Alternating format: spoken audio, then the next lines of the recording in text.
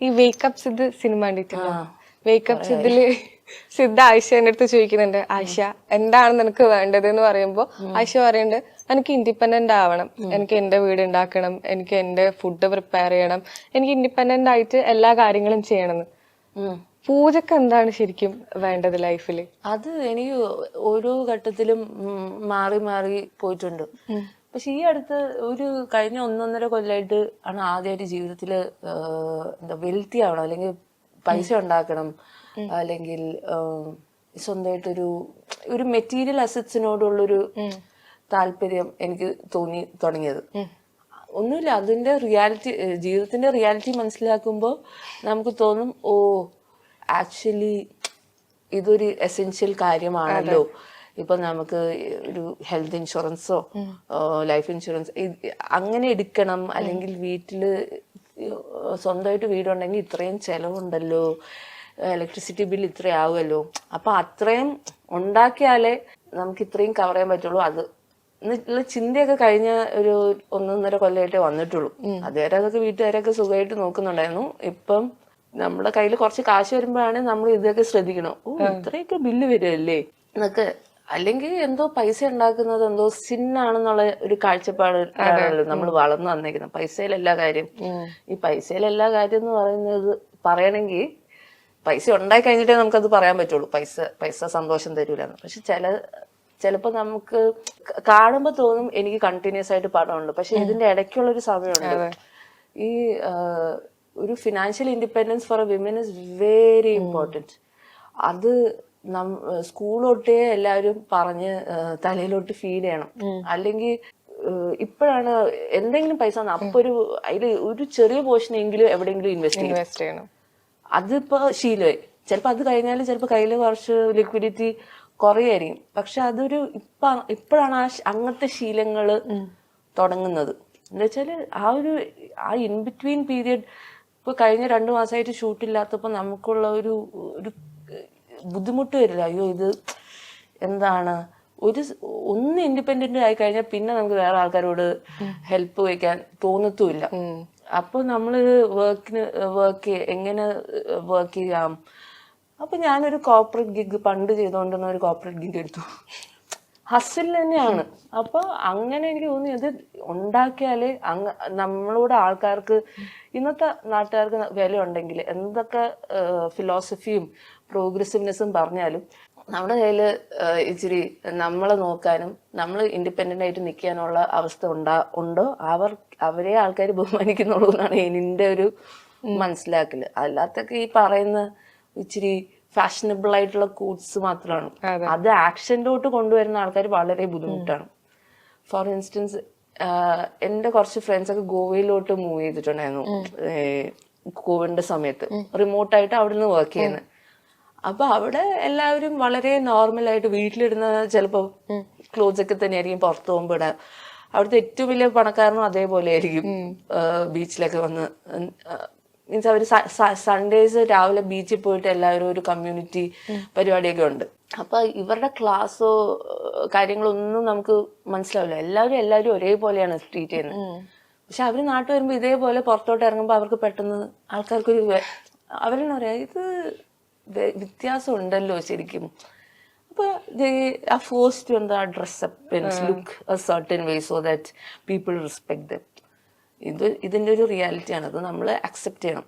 എന്തൊക്കെ അതുകൊണ്ട് തന്നെയാണ് എനിക്ക് കഴിഞ്ഞ 1.5 കൊല്ലമായിട്ട് തോന്നിയ, ഓ ഇത് പൈസ മാത്രമല്ല, അതൊരു നമുക്കൊരു വെൽത്തും അസറ്റ്സും അക്യൂമുലേറ്റ് ചെയ്യുന്ന ഇമ്പോർട്ടന്റ് ആണ്. പിന്നെ ആൾക്കാർ നമ്മുടെ അടുത്ത് കൺട്രോൾ ചെയ്യാനോ നമ്മുടെ അടുത്ത് സംസാരിക്കാൻ തന്നെ ഒരു ഒക്കെ തന്നെ അവർ ആ ഒരു ബൗണ്ടറി ക്രോസ് ചെയ്യാതിരിക്കും എന്നുള്ളത് കാര്യം. അങ്ങനെ ഇപ്പൊ ട്രെൻഡിങ് ആയി നിൽക്കുന്നത് പടക്കളം. ഇപ്പൊ നമ്മൾ OTT വന്നു. ഒരു ചെയ്യാത്തൊരു കൈൻഡ് ഓഫ്, നമ്മൾ കാണാത്തൊരു പൂജ തന്നെയായിരുന്നു അതിൽ കണ്ടത്. കോമഡി ഉണ്ട്, പക്ഷെ അതേ സമയത്ത് ഇമോഷണൽ ആയിട്ടുള്ള ഒരാളാണ്. അപ്പൊ ആ ഒരു ഡിഫറെന്റ് ഒരു പോർട്രയൽ ഓഫ് ക്യാരക്ടർ ചെയ്യാൻ എന്തെങ്കിലും ചാലഞ്ചസ് ഉണ്ടായിരുന്നു? എനിക്ക് ആഗ്രഹം ഉണ്ടായിരുന്നു ആരെങ്കിലും ഇങ്ങനെ വിളിക്കണം. എനിക്ക് കാതലിലാണ് ഇതിന് മുന്നേ അങ്ങനത്തെ ഒരു ചെറിയൊരു സ്പേസ് കിട്ടിയത്. എനിക്ക് ഭയങ്കര സന്തോഷം ഉണ്ടായിരുന്നു. ഒരാൾക്ക് തോന്നി എനിക്ക് അത് ചെയ്യാൻ പറ്റും എന്നുള്ള ഭയങ്കര കൺവിൻസ്ഡ് ആയിട്ടാണ് മനു വിളിച്ചത്. അത് എനിക്ക് ഭയങ്കര സന്തോഷമായിരുന്നു. പിന്നെ അത് ഭയങ്കര സീരിയസ് ആയിട്ട് ചെയ്താലേ അതിന്റെ അവസാനത്തെ കോമഡി വർക്കാവുള്ളൂ. അപ്പൊ അത് ബാക്കി എല്ലാവരും വേറെ മൂഡാണ്. ഞാൻ ഭയങ്കര യൂഷ്വലി ഞാനാണ് ബാക്കിയുള്ളവരുടെ സ്പേസിൽ ഉണ്ടാവാറ്. അപ്പൊ എനിക്കത് ഭയങ്കര സന്തോഷമായിരുന്നു, ഇങ്ങനെ വ്യത്യസ്തമായിട്ടൊരു സാധനം ചെയ്യാൻ പറ്റിയെന്നുള്ളതിന്റെ ഒരു ഇതുള്ളൂ.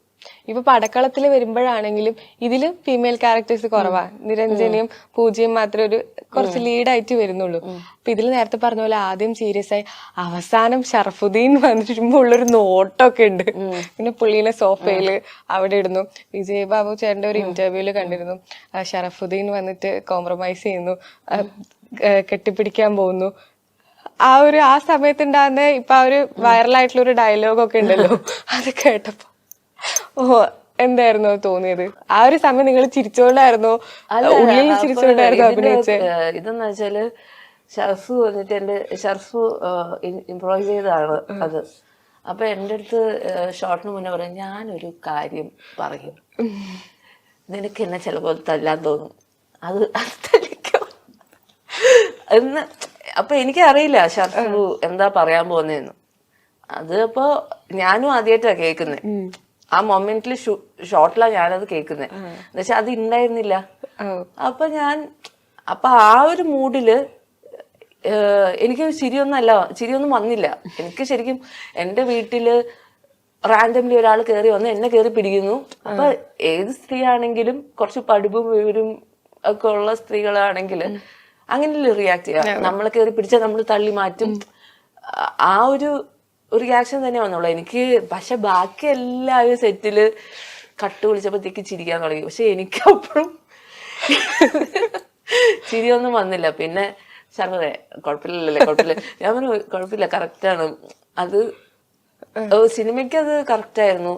ഇപ്പൊ ഇന്ന് രാവിലെയും കൂടെ ഒരു ഫ്രണ്ട് വിളിച്ചിട്ട് പറയായിരുന്നു, സാധാരണ അങ്ങനത്തെ ഒരു ഡയലോഗ് വരുമ്പോ ആൾക്കാർക്ക് ചിലപ്പോ ഒരു ഡബിൾ മീനിങ് വൃത്തിയായിട്ട് തമാശയായിട്ട് ചിലപ്പോ തോന്നും. പക്ഷെ ഇതിന് തോന്നിയില്ല, നമുക്ക് ചിരിക്കാൻ മാത്രമാണ് തോന്നിയത്. അല്ലാണ്ട് അതിനെ കുറിച്ച് വേറെ അത് ആ എടുത്തതിന്റെ ഗുണമുണ്ട്. എന്ന് വെച്ചാൽ നമുക്ക് എത്ര ആലോചിച്ചിട്ടും അതൊരു വൃത്തിയോടായിട്ടുള്ള ഒരു സ്പേസിൽ പറഞ്ഞ പോലെ തോന്നില്ല.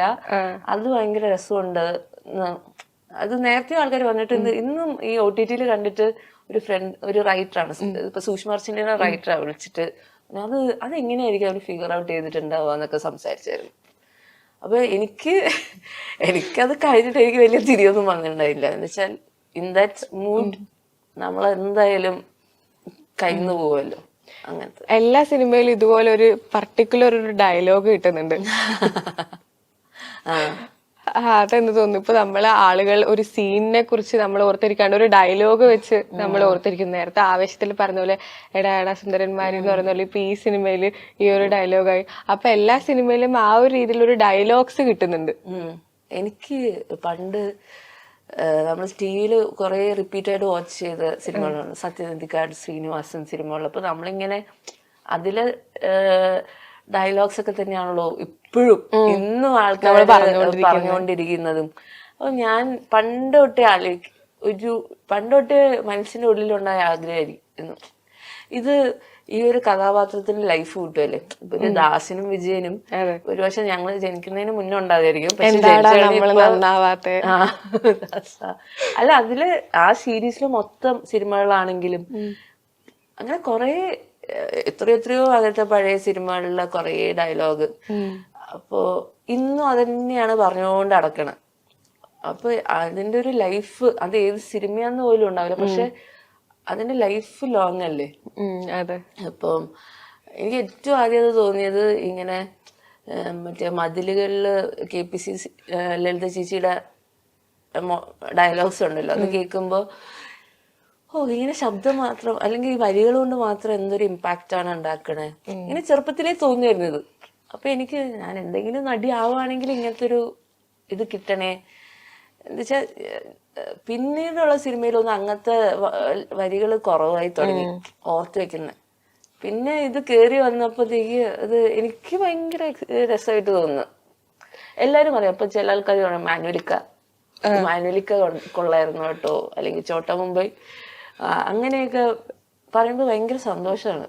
ഒരു ഡയലോഗ് കൊണ്ട് ആളുകൾ നമ്മൾ ഓർത്തിരിക്കുക. ചിലപ്പോ അത് ഏത് സിനിമയിൽ, ഇപ്പൊ നമുക്ക് കൺഫ്യൂഷൻ വരും ഏത് സിനിമയിലായിരുന്നു പുതിയ അത് പറഞ്ഞത്, പക്ഷെ ആ ഒരു ഡയലോഗ് ആളുകളുടെ മനസ്സിൽ എപ്പോഴും സ്ട്രൈക്ക് ആയിട്ടുണ്ടാവും. ഇനി കുറച്ച് വർഷം കഴിഞ്ഞാൽ ഇപ്പൊ നമ്മള് ദാസിനും വിജയനൊക്കെ പറയുന്ന പോലെ ഈ ഡയലോഗുകളും നാളെ ചിലപ്പോ വരും. എനിക്ക് ആക്ച്വലി ഭയങ്കര ഹാപ്പിയാണത്. ഇതൊക്കെ ചിലപ്പം എഴുതി വെച്ചതോ അല്ലെങ്കിൽ അങ്ങനെയൊന്നും ആയിരിക്കില്ല. ചിലപ്പോ ഓൺ ദ സ്പോട്ട് ആയിരിക്കും ഇതൊക്കെ. ഇപ്പൊ ജിത്തുവിന്റെ കാര്യത്തിലൊക്കെ ആണെങ്കിൽ ജിത്തു ഓൺ ദ സ്പോട്ട് വന്നിട്ട് പറയും ഇതും കൂടെ ഇതിങ്ങനെ പറഞ്ഞു. ഇപ്പൊ എടാടാ സുന്ദരന്മാര് ജിത്തു അങ്ങനെ ഒന്ന് പറഞ്ഞ സാധനമാണ്. സ്ക്രിപ്റ്റിൽ ഉണ്ടായിരുന്നില്ല. സ്ക്രിപ്റ്റ് ആയിട്ട് ജിത്തുവിന്റെ ഞാൻ കണ്ടിട്ടേ ഇല്ല ഇതുവരെ. എന്നുവെച്ചാൽ ഞാൻ ഇത്രയല്ലേ ഉള്ളൂ. അപ്പൊ സീൻ കൃത്യമായിട്ട് പറഞ്ഞുതരും. പക്ഷെ അപ്പൊ ഈ റൂമിൽ കേറി വന്നിട്ട് എന്തു പറയും, ഒരു ഓക്വേർഡ്നെസ് ഉണ്ടായിരുന്നു. അപ്പം ജിത്തു എടാ ഇങ്ങനെ പറഞ്ഞു. അപ്പൊ എനിക്കത് പറഞ്ഞിട്ട് എനിക്ക് അങ്ങനെ ഭയങ്കര സുഖം തോന്നുന്നുണ്ടായിരുന്നില്ല. പക്ഷെ ആൾക്കാർക്ക് അത് ഭയങ്കര വർക്കാണെന്ന് അറിയുമ്പോ എനിക്ക് കൊള്ളാം, അത് ഞാൻ ജിത്തു പറഞ്ഞു ഞാൻ ചെയ്തു അത്ര.